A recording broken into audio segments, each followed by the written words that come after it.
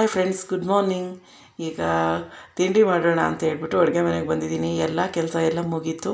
Time ಆಗಲೇ 8:15 ಆಗಿದೆ. ಈಗ ತಿಂಡಿಗೆ ರೆಡಿ ಮಾಡ್ಕೊಳ್ಳೋಣ ಅಂತೇಳಿ ಬಂದೆ. ಚಪಾತಿ ಹಿಟ್ಟು ಕಲಸಿಟ್ಟಿರೋದು ಫ್ರಿಜ್ಜೆಲ್ಲ ಹಾಗೆ ಇತ್ತು, ಮೊನ್ನೆ ಕಲಸಿದ್ದೆ ಅಂತ ಹೇಳ್ತಿದ್ನಲ್ವ, ಅದು ಚಪಾತಿ ಮಾಡೋಕ್ಕೆ ಆಗಿರಲಿಲ್ಲ. ಈಗ ತಿಂಡಿಗೆ ಚಪಾತಿ ಮಾಡಿಬಿಟ್ಟು ಪಡವಲಕಾಯಿ ಹಾಕ್ಬಿಟ್ಟು ಪಲ್ಯ ಮಾಡೋಣ ಅಂತ ಹೇಳ್ಬಿಟ್ಟು ರೆಡಿ ಮಾಡ್ಕೊತಾ ಇದ್ದೀನಿ.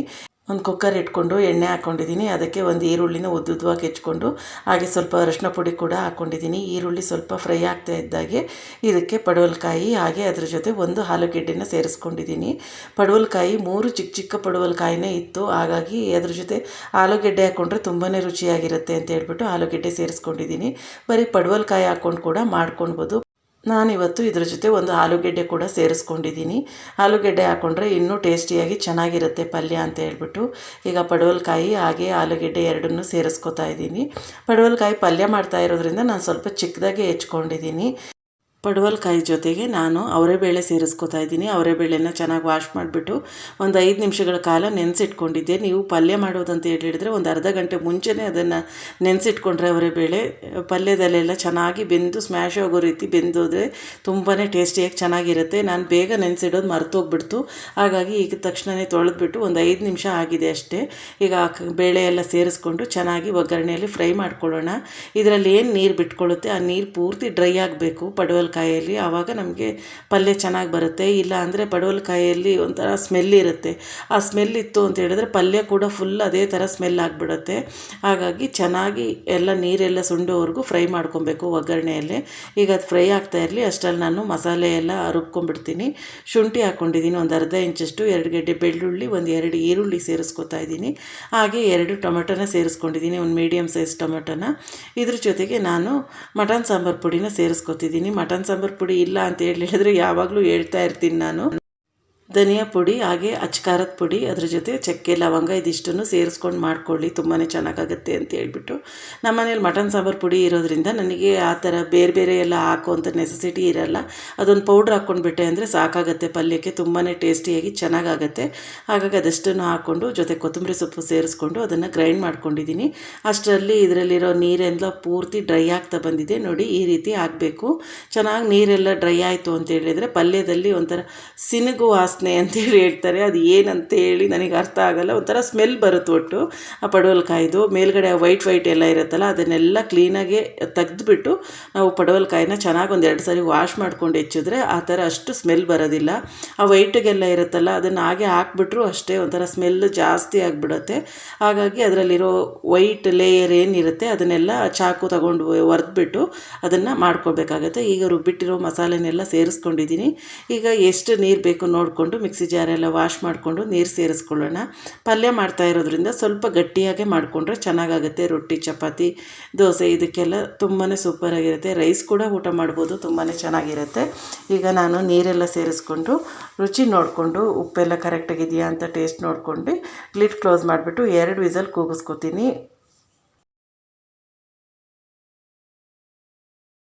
ಪಲ್ಯ ವಿಸಲ್ ಕೂಡ ಆಯಿತು. ಅದನ್ನು ಒಂದು ಸೈಡ್ ತೆಗೆದಿಟ್ಬಿಟ್ಟು ಚಪಾತಿ ಮಾಡ್ಕೊತಾ ಇದ್ದೀನಿ. ಇವತ್ತು ಸ್ವಲ್ಪ ಲೇಟ್ ಆಯಿತು, ಎಲ್ಲ ಕೆಲಸ ಮುಗಿಸ್ಕೊಂಡು ತಿಂಡಿ ಮಾಡೋದು ಸ್ವಲ್ಪ ಲೇಟ್ ಆಯ್ತಲ್ವ, ಮನೆಯವರಿಗೆ ಟೈಮ್ ಆಯಿತು ಅಂತೇಳಿ ಬೇಗ ತಿಂಡಿ ಹಾಕ್ಕೊಡು ಅಂತೇಳಿ ಹೇಳ್ತಾಯಿದ್ರು.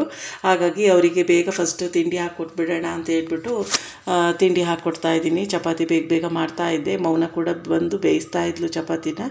ಬೇಗನೆ ತಿಂಡಿ ಹಾಕ್ಕೊಟ್ರೆ ಅವರಿಗೆ ಟೈಮಿಗೆ ಸರಿಯಾಗಿ ಆಫೀಸಿಗೆ ಹೋಗೋಕ್ಕೆ ಸರಿಯಾಗುತ್ತೆ ಅಂತ. ಕೆಲವೊಂದು ಸರಿ ಹಿಂಗಾಗ್ಬಿಡುತ್ತೆ, ಕೆಲಸ ಮಾಡ್ಕೋತೀನಿ ಅಂತೇಳಿ ಮಾಡ್ತಾ ಇರೋಷ್ಟು ಹಾಗೆ ಟೈಮ್ ಆಗೋಗ್ಬಿಡುತ್ತೆ, ಗೊತ್ತೇ ಆಗೋದಿಲ್ಲ. ಬೇಸಿಗೆ ಆಗಿರೋದ್ರಿಂದ ಬಿಸಿಲಿಗೆ ಸ್ವಲ್ಪ ಭಯ ಪಟ್ಕೊಂಡೆ ಬೆಳಗ್ಗೆ ಟೈಮ್ ಬೇಗ ಕೆಲಸ ಮಾಡ್ಕೋತಿರೋದು. ಮಕ್ಕಳು ಸ್ಕೂಲಿಗೆ ಹೋಗೋರು ಯಾರೂ ಇಲ್ವಲ್ಲ, ಹಾಗಾಗಿ ನಿಧಾನವಾಗಿ ಮಾಡ್ಕೊಳ್ಳೋಣ ತಿಂಡಿ ಅಂತೇಳಿ ಬೆಳಿಗ್ಗೆ ಬೇಗ ಕೆಲಸ ಎಲ್ಲ ಮುಗಿಸ್ಕೊಳ್ಳೋಕೆ ಹೋಗ್ಬಿಡ್ತೀನಿ. ಕೆಲವೊಂದು ಸರಿ ಈ ರೀತಿ ಆಗಿಬಿಡುತ್ತೆ, ಟೈಮ್ ಆಗಿಬಿಡುತ್ತೆ. ಇವತ್ತಿನ ಬೆಳಗಿನ ತಿಂಡಿ ಇದಾಗಿತ್ತು, ಪಡವಲಕಾಯಿ ಆಲೂಗೆಡ್ಡೆ ಪಲ್ಯ ಹಾಗೆ ಚಪಾತಿ. ತಿಂಡಿ ಎಲ್ಲ ಆಯಿತು. ಈಗ ಸ್ವಲ್ಪ ಬಟ್ಟೆ ಸ್ಟಿಚ್ ಮಾಡೋದಿದೆ. ಮಕ್ಕಳು ಬಟ್ಟೆಗಳೆಲ್ಲ ಸ್ವಲ್ಪ ಆಲ್ಟ್ರೇಷನ್ ಮಾಡಬೇಕಿತ್ತು, ಸ್ಟಿಚ್ ಹಾಕಬೇಕಾಗಿತ್ತು. ಹಾಗಾಗಿ ಬಟ್ಟೆ ಹೊಲಿಬಿಡೋಣ ಇವತ್ತು ಅಂತೇಳಿ ಬಟ್ಟೆ ಹೊಲಿಯೋಕೆ ಅಂತೇಳಿ ಹೋಗ್ತಾ ಇದ್ದೀನಿ. ಕೆಲವೊಂದು ಬಟ್ಟೆಗಳು ಸ್ಟಿಚ್ ಹಾಕೋದಿದೆ, ನಂದು ಒಂದು ಸ್ವಲ್ಪ ಇದೆ, ಮಕ್ಕಳದು ಇದೆ. ಹಾಗಾಗಿ ಎರಡನ್ನೂ ಸ್ಟಿಚ್ ಹಾಕ್ಬಿಟ್ಟು ಇವತ್ತು ಆ ಕೆಲಸ ಮುಗಿಸ್ಬಿಡೋಣ ಅಂತ ಒಂಚೂರು ಫ್ರೀ ಇದ್ದೀನಿ ಅಷ್ಟೇ. ಬೆಳಗ್ಗೆಯಿಂದ ಎಲ್ಲ ಕೆಲಸ ಆಗಿದೆ, ಹಾಗಾಗಿ ಅದೊಂಚೂರು ಬಟ್ಟೆ ಹೊಲಿಯೋದೊಂದು ಕೆಲಸ ಮುಗಿಸ್ಕೊಂಡ್ಬಿಟ್ರೆ ಆಮೇಲೆ ಬೇರೆ ಕೆಲಸ ಮಾಡ್ಕೊಳ್ಬೋದು ಅಂತ ಹೇಳ್ಬಿಟ್ಟು ಬಟ್ಟೆ ಹೊಲಿಯೋಣ ಅಂತ ಬಂದೆ. ಈ ಸೆಕೆ ಇದು ನೋಡಿಬಿಟ್ರೆ ಸಾಕಾಗಿ ಹೋಗುತ್ತೆ. ಹಂಗಾಗ್ಬಿಟ್ಟಿದೆ, ಬಿಸಿಲು. ಇವಳಂತೂ ಎಲ್ಲಿ ಕೂತ್ಕೊಂಡ್ರು ನೋಡಿ ಇಲ್ಲಿ ಬರೆಯೋದೇ ಆಗ್ಬಿಟ್ಟಿದೆ. ಮನೆಯಿಂದ ಹೋಮ್ವರ್ಕು. ಮನೆಯಲ್ಲಿ ಮಿಷಿನ್ ತಂದೊಂದು ಇಟ್ಕೊಂಡಿದ್ದೀನಿ. ಯಾಕಂತ ಹೇಳಿದ್ರೆ ಇದೇ ರೀತಿ ಏನಾದರೂ ನನ್ನ ಬಟ್ಟೆಗಳು, ಮಕ್ಕಳು ಬಟ್ಟೆಗಳು ಸ್ಟಿಚ್ ಹೋಗಿದ್ರೆ ಅಥವಾ ಯೂನಿಫಾರ್ಮ್ ಕೆಲವೊಂದು ಸರಿ ಸ್ಟಿಚ್ ಎಲ್ಲ ಹೋಗ್ತಿರುತ್ತಲ್ವ, ಸ್ಟಿಚ್ ಹಾಕ್ಕೊಳ್ಳೋದಕ್ಕೆ, ಟೈಟ್ ಮಾಡ್ಕೊಳ್ಳೋದಕ್ಕೆ, ಲೂಸ್ ಮಾಡ್ಕೊಳ್ಳೋದಕ್ಕೆ ಈ ರೀತಿ ಬೇಕಾಗತ್ತೆ. ಮನೇಲಿ ಒಂದು ಮಿಷಿನ್ ಇರಬೇಕಂತ ಹೇಳಿ ತಂದ್ಕೊಂಡೆ. ಟೈಲರಿಂಗ್ ಕ್ಲಾಸಿಗೆಲ್ಲ ಹೋಗಿದ್ದೆ ನಾನು. ಅಂದರೆ ಮದುವೆಗಿಂತ ಫಸ್ಟು ಕಲ್ತಿದ್ದೆ ಟೈಲರಿಂಗ್ ಕ್ಲಾಸನ್ನು. ಮದುವೆ ಆಗ್ತಿದ್ದಂಗೆ ಮನೇಲಿ ಬೇಡ ಬಟ್ಟೆ ಹೊಲಿಯೋದು ಹಂಗೆ ಹಿಂಗೆ ಅಂತೇಳಿ ಹೇಳಿದ್ರು ಇಲ್ಲಿ. ಹಾಗಾಗಿ ನಾನು ಬಟ್ಟೆ ಹೊಲಿಯೋಕ್ಕೆ ಏನಷ್ಟು ಇಂಟ್ರೆಸ್ಟ್ ತೋರಿಸ್ಲಿಲ್ಲ. ಆಮೇಲೆ ನನಗೆ ಯಾಕೋ ಇಷ್ಟ ಆಯಿತು, ಕಲಿಬೇಕಂತ ಹೇಳಿ ಕಲ್ತ್ಕೊಂಡೆ. ಆದರೆ ಸ್ಟಿಚ್ ಏನೂ ಮಾಡೋಕ್ಕೆ ಹೋಗ್ತಿಲ್ಲ ಅಷ್ಟೇ. ಕಟ್ಟಿಂಗ್ ಮಾಡಿಕೊಟ್ರೆ ಸ್ಟಿಚಿಂಗ್ ಮಾಡ್ತೀನಿ, ನೆನಪಿದೆ. ಇನ್ನು ಕಟ್ಟಿಂಗೆಲ್ಲ ಅಷ್ಟು ಸ್ವಲ್ಪ ನೆನಪಿದೆ, ಒಂದು ಸ್ವಲ್ಪ ಮರ್ತೋದಂಗೆ ಆಗ್ಬಿಟ್ಟಿದೆ. ಈಗ ಒಂದು ತಿಂಗಳು ಏನಾದ್ರು ಟ್ರೈನಿಂಗ್ ತಗೊಂಡೆ ಅಥವಾ ಯೂಟ್ಯೂಬಲ್ಲೆಲ್ಲ ನೋಡ್ಕೊಂಡು ಏನಾದ್ರು ಕಟ್ಟಿಂಗ್ ಮಾಡೋಕ್ಕೆ ಶುರು ಮಾಡಿದೆ ಅಂದರೆ ಮತ್ತೆ ಬಟ್ಟೆ ಸ್ಟಿಚ್ ಮಾಡ್ತೀನಿ ಅನ್ನೋ ಧೈರ್ಯ ಅಂತೂ ಇದೆ.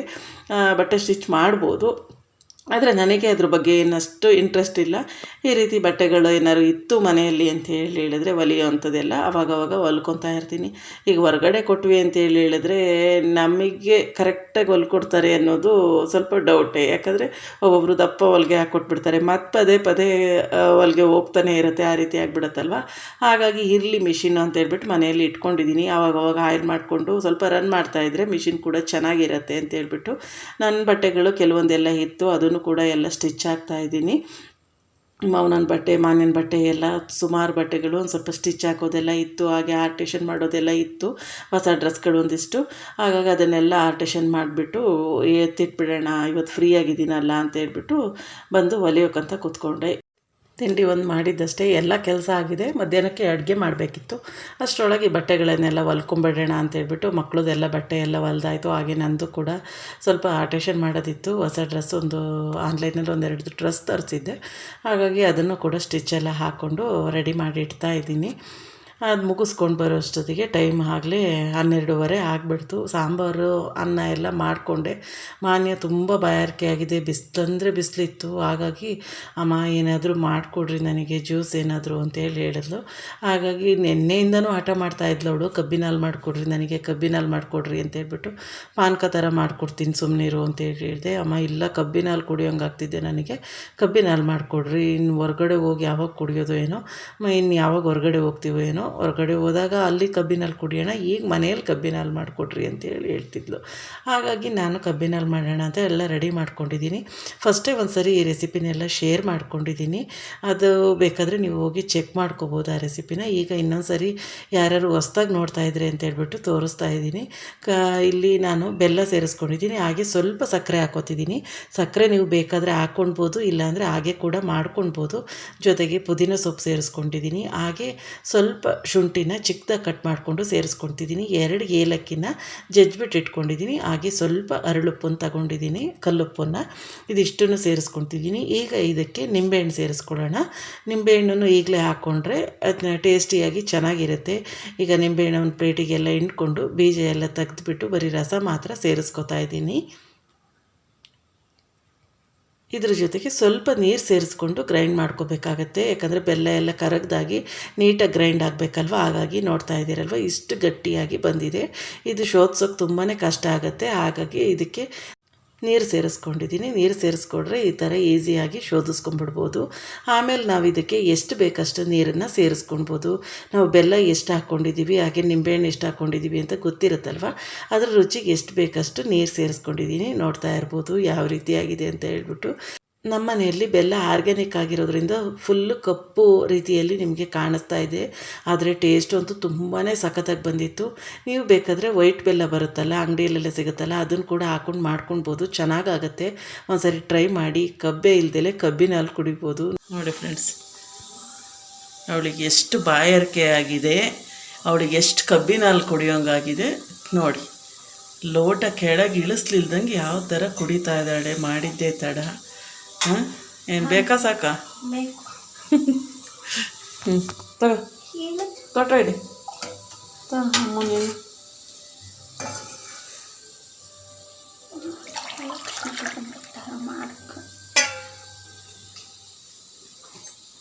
2 glass of sugar can juice.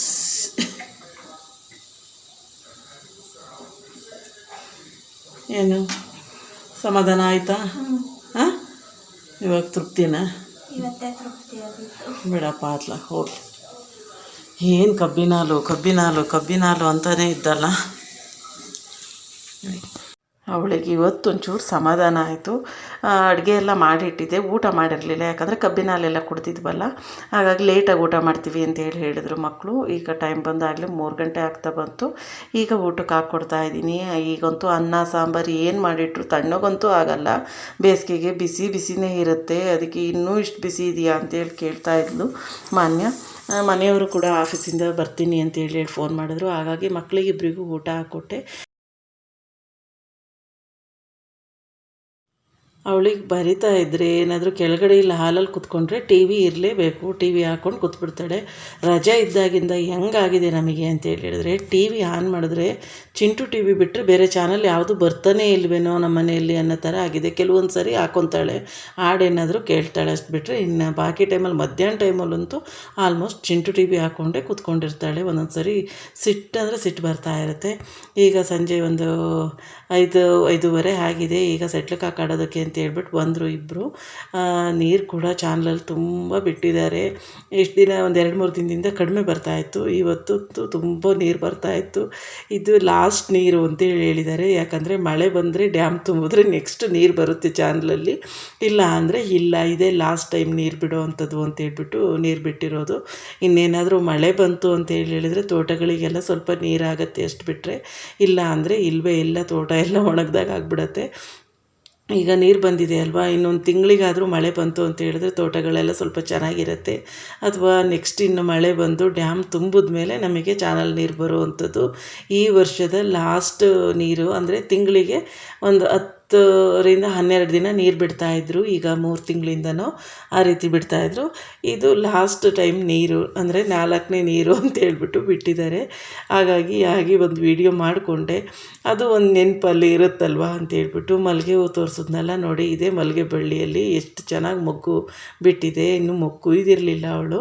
ಹಾಗೆ ವಿಡಿಯೋ ಮಾಡಿಕೊಂಡೆ. ಅಲ್ಲೇ ಇದ್ನಲ್ವ, ಮಕ್ಕಳು ಆಟ ಆಡ್ತಿದ್ರು. ಮಕ್ಕಳು ಸೆಟ್ಲಕ್ಕೆ ಆಡೋದು ನೋಡ್ಬಿಟ್ಟು ನನಗೂ ಆಡೋ ಹಾಗಾಯಿತು.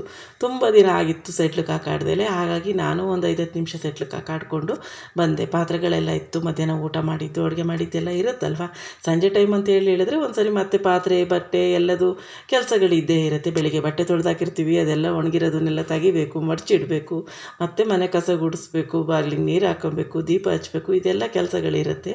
ಹಾಗಾಗಿ ಪಾತ್ರೆಗಳೆಲ್ಲ ತೊಳ್ಕೊಂಡು ಬಟ್ಟೆ ಎಲ್ಲ ತೆಗೆದುಬಿಡೋಣ ಅಂತೇಳಿ ಮನೆ ಕಸ ಎಲ್ಲ ಗುಡಿಸಿ ಎಲ್ಲ ಆಗಿತ್ತು.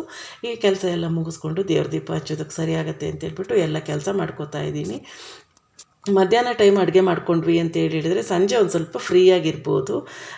ಸಂಜೆ ಅಡುಗೆ ಮಾಡೋಣ ಅಂತ ಹೇಳಿದ್ರೆ ಮಧ್ಯಾಹ್ನ ಎಲ್ಲ ಆರಾಮಾಗಿರ್ತೀವಿ. ಸಂಜೆ ಸೆಕೆಗೆ ಹೋದಕ್ಕೂ ಅಡುಗೆ ಮಾಡೋದು ಅಂದರೆ ತುಂಬಾ ಹಿಂಸೆ ಆದಂಗೆ ಆಗ್ತಾ ಇರುತ್ತೆ.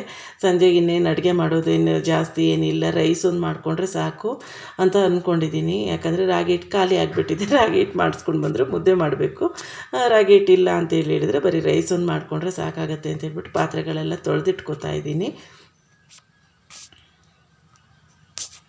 ಪಾತ್ರೆ ಎಲ್ಲ ತೊಳೆದು ಎಲ್ಲ ಕೆಲಸ ಎಲ್ಲ ಮುಗಿಸ್ಕೊಂಡು ಬಂದೆ.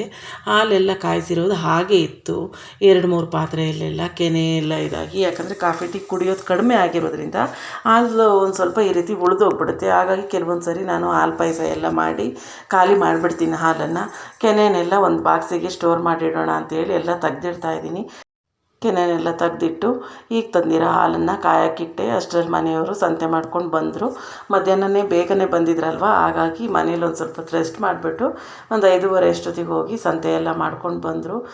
ಹಾಗೆ ಬರ್ತಾ ಖಾರ ಮಂಡಕ್ಕಿ ಕೂಡ ತಂದಿದ್ರಲ್ವ, ಕಾಫಿ ಪುಡಿ ಖಾಲಿ ಆಗಿಬಿಟ್ಟಿತ್ತು. ಹಾಗಾಗಿ ಕಾಫಿ ಪುಡಿ ಕೂಡ ಕೇಳಿದ್ದೆ. ಖಾರ ಮಂಡಕ್ಕಿ ತಿಂದರು ಅಂತೇಳಿ ಹೇಳಿದ್ರೆ ಕಾಫಿ ಅಂತೂ ಕೇಳ್ತಾರೆ ಖಾರ ಮಂಡಕ್ಕಿ ತಿಂದಾದ್ಮೇಲೆ. ಹಾಗಾಗಿ ಕಾಫಿ ಪುಡಿ ಕೂಡ ಕೇಳಿದ್ದೆ. ಎಲ್ಲ ತರಕಾರಿ ಎಲ್ಲ ತೆಗ್ದಿಟ್ಬಿಟ್ಟು ಈಗ ಕಾಫಿ ಮಾಡೋಣ ಅಂತೇಳಿ ಅಂದ್ಕೊಂಡೆ. ಸೊಪ್ಪು ಅಂತೂ ತುಂಬಾ ಫ್ರೆಶ್ ಆಗಿತ್ತು. ನನಗಂತೂ ತುಂಬ ಖುಷಿ ಆಗ್ತಾಯಿತ್ತು. ತುಂಬ ದಿನ ಆಗಿತ್ತು ಸೊಪ್ಪೆಲ್ಲ ತರದಲ್ಲಿ. ಅದು ಈ ರೀತಿ ಎಲ್ಲ ಫ್ರೆಶ್ ಆಗಿರೋ ಸೊಪ್ಪು ನೋಡ್ದಲ್ಲೇ ಸೊಪ್ಪು ತರ್ತಿದ್ರು, ಆದರೂ ಚೆನ್ನಾಗೇ ಇರ್ತಿರಲಿಲ್ಲ ಆ ಥರ ಇರೋದು. ಸೊಪ್ಪೆಲ್ಲ ತೆಗ್ದಿಟ್ಬಿಟ್ಟು ಈಗ ಕಾಫಿ ಮಾಡಿಕೊಂಡು ಕುಡಿತೀನಿ. ಇಲ್ಲಿಗೆ ಈ ಲಾಗ್ ಕೂಡ ಎಂಡ್ ಮಾಡ್ತೀನಿ. ಈ ಲಾಗ್ ಇಷ್ಟ ಆಗಿದ್ದರೆ ಪ್ಲೀಸ್ ಒಂದು ಲೈಕ್ ಮಾಡಿ, ಹಾಗೆ ಚಾನಲನ್ನು ಸಬ್ಸ್ಕ್ರೈಬ್ ಮಾಡ್ಕೊಳ್ಳಿ. ಫ್ರೆಂಡ್ಸ್ ಆ್ಯಂಡ್ ಫ್ಯಾಮಿಲಿಗೂ ಶೇರ್ ಮಾಡಿ. ಇನ್ನೂ ಯಾರು ಸಬ್ಸ್ಕ್ರೈಬ್ ಮಾಡ್ದಲೇ ನೋಡ್ತಾ ಇದ್ದೀರಾ, ಪ್ಲೀಸ್ ಸಬ್ಸ್ಕ್ರೈಬ್ ಮಾಡ್ಕೊಂಡು ನೋಡಿ.